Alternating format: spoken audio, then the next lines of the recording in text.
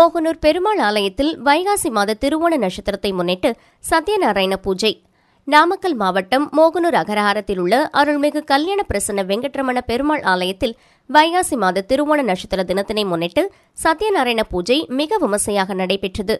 முன்னதாக உற்சவர் எம்பெருமானுக்கு துளசியால் அர்ச்சனை, மகாதீபம், பின்னர் ஊஞ்சல் மண்டபத்தில் ஸ்ரீ சத்யநாராயணர் திருவுருவ படத்திற்கு பட்டாச்சாரியார்கள் சிறப்பு பூஜை செய்த பின்னர் துளசி மற்றும் மலர்களால் அர்ச்சனை செய்து பின் மகாதீபம் காண்பிக்கப்பட்டது.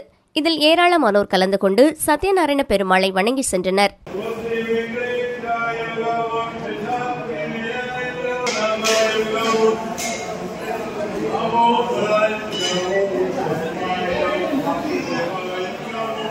भवानी भवतो के भवो नमः भक्त्यानि